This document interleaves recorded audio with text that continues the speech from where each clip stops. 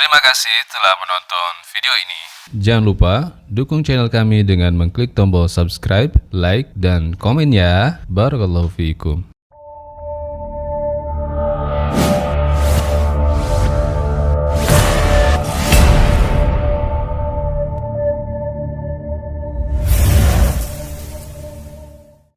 Assalamualaikum warahmatullahi wabarakatuh. Alhamdulillah, salatu wassalamu ala Rasulillah. Rasulullah SAW bersabda, la yahillu li muslimin an yurawi'a musliman. Tidak halal bagi seorang muslim untuk menakut-nakuti muslim yang lain. Tidak boleh seorang memberi kekhawatiran, kegelisahan, memasukkan kegelisahan ke dalam hati seseorang, ya. Kalau memang ada suatu hal yang jelas, yang memang benar-benar menakutkan, tidak apa-apa sebagai bentuk nasihat. Seperti misalnya terjadinya virus corona, para pakar berbicara, WHO berbicara, ya, kemudian pemerintah berbicara untuk menjelaskan ini berbahaya, kemudian memberikan solusi seperti social distance dan yang lainnya, maka itu bagus, ya. Benar-benar suatu yang menakutkan dan perlu disikapi, ya. Kemudian juga misalnya para dai berbicara di musim corona ini segera bertobat kepada Allah sebagai bentuk menghadapi wabah yang menimpa, dengan memperkuat hubungan dengan Allah Subhanahu wa taala, meninggalkan dosa-dosa, maka ini baik. Kita perlu dai-dai yang mengingatkan manusia di musim seperti ini untuk kembali kepada Rabb mereka, karena tidak ada yang terjadi kecuali dengan izin Allah Subhanahu wa taala. Tapi tatkala kita berbicara tentang suatu hal yang tidak jelas, ya, Allah sudah menegur, kata Allah, wala taqfu ma laysa laka bi'ilm inna sam'a wal basara wal fuada kullu ulaika kana anhu mas'ula. Janganlah kau mengikuti sesuatu yang tidak ada ilmu, ya, tentangnya. Sungguhnya pendengaran, penglihatan dan hati akan diminta pertanggungjawaban oleh Allah Subhanahu wa taala. Contoh seperti mengkaitkan dentuman yang terjadi, yang terdengar, ya, kemarin malam atau beberapa hari yang lalu, ya, di Depok atau di Jakarta, kemudian menafsirkannya bahwa sini tanda akan terjadi sesuatu. Ini kan bicara tentang hal yang gaib. Ya, maka jangan kita berani seperti itu. Kemudian mengatakan bahwa kondisi atmosfer atau langit, atau kemudian adanya gunung-gunung yang mulai tanda-tanda akan meletus dan yang lain, ini bertanda akan terjadi sebentar lagi akan terjadi hari kiamat. Kemudian akan muncul tanda besar hari kiamat, adanya dukhan, ya. Maka ini semua perlu pembahasan yang benar, ya, bukan hanya sekedar menduga-duga sehingga memberi rasa takut kepada kaum muslimin, ya. Apalagi kemudian menyuruh kaum muslimin untuk segera berhijrah, segera bertindak menghadapi isu yang belum tentu benar ini, ya.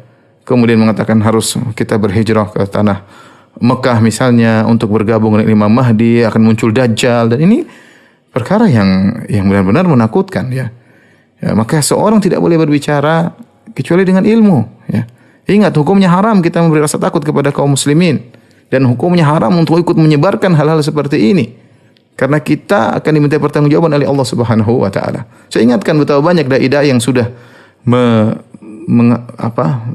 meramal kejadian-kejadian, mereka semua salah ramalannya. Ya, ada yang mengatakan akan terjadi demikian tahun-tahun yang lalu. Ya, kalau kita membuka file-filenya banyak mereka ngawur. Ya, mereka ngawur, dan apakah mereka tidak takut kepada Allah Subhanahu wa taala? Ya. Kalau memang kondisinya sudah benar-benar, kemudian sudah dalilnya jelas, nyata, kita boleh berbicara. Adapun hanya menduga-duga, maka ini tidak boleh. Yang benar sekarang ini kita menyuruh orang-orang kaum muslimin untuk kembali kepada Allah, bertobat kepada Allah Subhanahu wa taala. Adapun dukhan, ya, kalaupun datang, ya, maka dia akan membedakan antara kaum mukmin dengan orang kafir atau orang munafik. Dalam hadis, ya, bahwasanya dukhan ya'khudhul mu'min kazzakmah.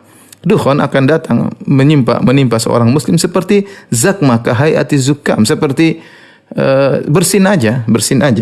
Adapun orang kafir, maka dukhan akan masuk dalam orang kafir, fayantafikh, maka dia akan masuk dukhan tersebut, asap tersebut dalam diri orang kafir sehingga dia membesar, ya.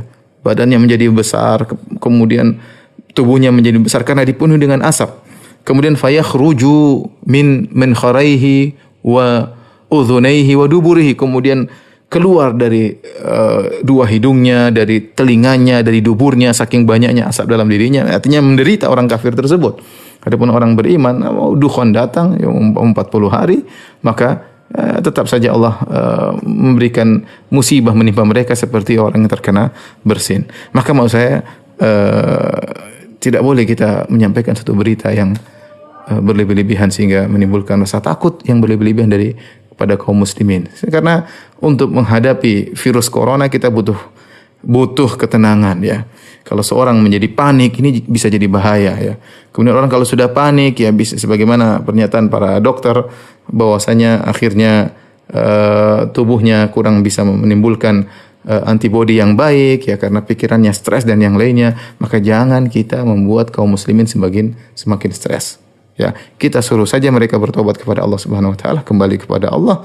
Yang penting sebagaimana perkataan sebagian dai, yang penting kita husnul khatimah. Mau ada dukhan, mau ada yang lainnya, mau dajjal muncul, mau yang lainnya. Ya, kita dalam husnul khatimah dalam kondisi bertakwa kepada Allah Subhanahu wa taala. Wallahu alam bisawab.